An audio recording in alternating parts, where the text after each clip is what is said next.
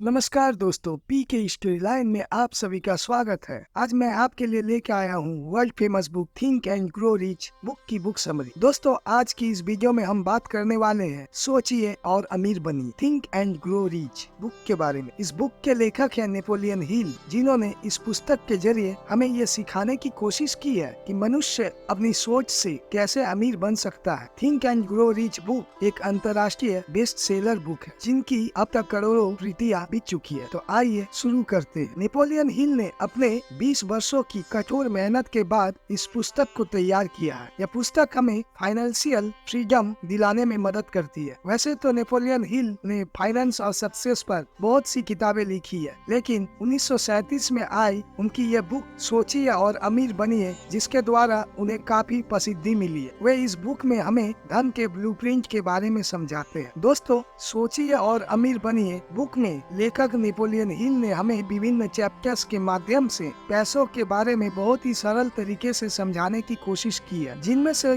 कुछ मुख्य चैप्टर इस प्रकार है। फर्स्ट, विचार ही वस्तु है। कहते हैं ना, जैसा हम सोचते हैं वैसा हम बन जाते हैं। दोस्तों, वर्तमान में हम जो कुछ भी है वो पास्ट में सोचे गए विचारों की वजह से ही है, और वर्तमान में हमारे विचार ही तय करेंगे कि हम भविष्य में क्या करेंगे। थिंक एंड ग्रो रिच में बताया गया है कि कैसे एक साधारण व्यक्ति एडविन सी वंस अपने विचार से बल्ब का आविष्कार एडिसन का बिजनेस पार्टनर बनने में कामयाब रहा। यह सब एक दिन में नहीं हुआ। एडविन की सोच और दृढ़ इच्छा ने ही उसे अपने मुकाम तक पहुंचाया। नेपोलियन हिल कहते हैं कि इंसान का मस्तिष्क जो सोच सकता है और जिसमें विश्वास कर सकता है, उसे वह हासिल कर सकता है। सेकेंड, इच्छा। इस पुस्तक में नेपोलियन हिल बताते हैं कि कैसे हम अपनी इच्छा से वो सब कुछ पा सकते हैं जो हम पाना चाहते। इस पुस्तक में लेखक अपनी एक सच्ची कहानी सुनाता है, जिसमें उसके बच्चे के जन्म से ही कान नहीं थे और वह सुन नहीं सकता था। डॉक्टरों ने साफ मना कर दिया कि वह अब कभी सुन नहीं सकता, लेकिन लेखक और उसकी पत्नी की प्रबल इच्छा थी कि उसका बेटा सुने। उन्होंने अपनी इस प्रबल इच्छा के दम पर कुछ ही सालों में ऐसा कर दिखाया कि वो बच्चा सुनने लगा। नेपोलियन हिल कहते हैं कि मस्तिष्क की कोई सीमाएं नहीं है, सिवाय उनके जिन्हें हम मान लेते हैं। गरीबी और अमीरी की विचार ही संतानें हैं। थर्ड, आस्था। चैप्टर में बताया गया कि कैसे हमें अपनी इच्छा पर आस्था या विश्वास रखना है। दोस्तों, मात्र इच्छा से ही हमें वो सब कुछ हासिल नहीं हो सकता जिसे हम चाहते हैं। इसके लिए हमें हर पल उस पर आस्था और विश्वास रखना होता है। इस चैप्टर में बताया गया कि हम आस्था कैसे विकसित कर सकते हैं और आत्मविश्वास का फॉर्मूला भी बताया गया। फोर्थ, आत्म सुझाव। दोस्तों,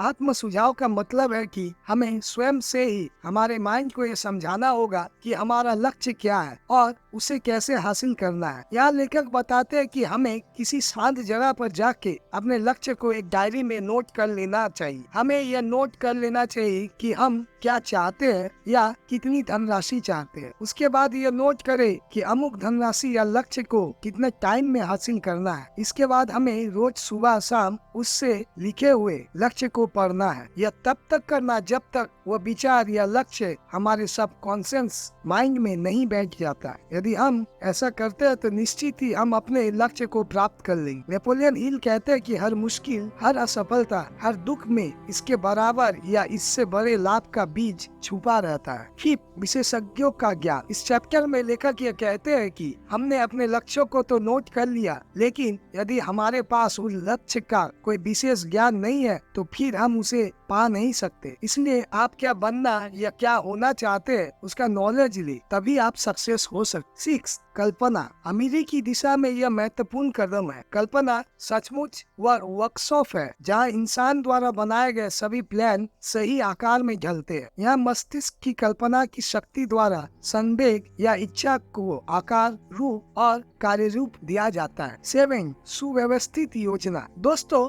हमें अपना लक्ष्य हासिल करने के लिए एक सुव्यवस्थित योजना बनानी होती है, तभी हम अपने लक्ष्य को हासिल कर पाएंगे। इसमें लेखक कहते हैं कि हमारी योजना योजना को मूर्त रूप देने के लिए हमें दूसरों के सहयोग की जरूरत होती है। अब प्रश्न यह है कि दूसरे लोग हमारा सहयोग क्यों करेंगे? यदि हम पहले उनकी मदद करें तभी वह हमारा सहयोग करेंगे। हमें अपने लक्ष्यों की प्राप्ति में शामिल लोगों को साथ लेकर चलना हो। 8वां निर्णय। इस चैप्टर में लेखक कहते हैं कि हमें अपनी टाल मटोल की आदत पर विजय पाना है, तभी हम अपने निर्णयों पर कायम रह सकते हैं। हमें अपने लक्ष्य को प्राप्त करने में जो भी निर्णय लेने हैं वह खुद से ही लेना है। 9 लगन। इस चैप्टर में लेखक कहते हैं कि इच्छा को आर्थिक समतुल्य में रूपांतरित करने की प्रक्रिया में लगन का एक अनिवार्य तत्व है। यदि हम अपनी इच्छा शक्ति को लगन के साथ मिला दे तो हम अपने लक्ष्यों को जल्दी प्राप्त कर लें। केन मास्टरमाइंड की शक्ति। धन कमाने में सफलता के लिए शक्ति अनिवार्य है। योजनाएं तब तक निष्क्रिय और व्यर्थ है जब तक कि उन्हें कार्य रूप में रूपांतरित करने की पर्याप्त शक्ति न हो। यह अध्याय वो तरीका बताएगा जिसके द्वारा कोई व्यक्ति शक्ति हासिल कर सकता है और उसका उपयोग कर सकता है। नेपोलियन हिल कहते हैं कि सुख करने में मिलता है, सिर्फ स्वामित्व में नहीं मिलता है। 11 अवचेतन मस्तिष्क। आप अपने अवचेतन मस्तिष्क को पूरी तरह से नियंत्रित नहीं कर सकते, परंतु आप इसे अपनी इच्छा अनुसार कोई भी योजना, इच्छा या लक्ष्य दे सकते हैं जिसे आप मूर्त रूप में होते हुए देखना चाहते हैं। इंसान का अवचेतन मस्तिष्क एक ऐसा माध्यम है जिसके द्वारा वह अनंत प्रज्ञा की शक्तियों का इच्छा अनुसार सहयोग हासिल कर सकता है। 12 डर के 6 भूत। यह चैप्टर इस किताब का अंतिम अध्याय है जिसमें लेखक डर के 6 भूतों का वर्णन करता है और हमें इन डर से दूर रहने का सलाह देते हैं। लेखक के अनुसार वे 6 डर कौन से हैं, आइए जानते हैं। फर्स्ट, गरीबी का डर। सेकेंड, आलोचना का डर। थर्ड, बुरे स्वास्थ्य का डर। फोर्थ, प्रेम में विच्छेद का डर। फिफ्थ, बुढ़ापे का डर। 6 मौत का डर। यदि इनमें से कोई भी डर हमारे अंदर है तो हम अपने लक्ष्य को प्राप्त नहीं कर सकते, इसलिए हमें इन डर से दूर रहना चाहिए। दोस्तों, थिंक एंड ग्रो रिच के लेखक नेपोलियन हिल एक प्रसिद्ध अमेरिकी ऑथर है जिन्होंने कई वर्षों तक अध्ययन कर इस बुक का निर्माण किया। इस पुस्तक में धन के बारे में ऐसे रहस्य बताए गए हैं जो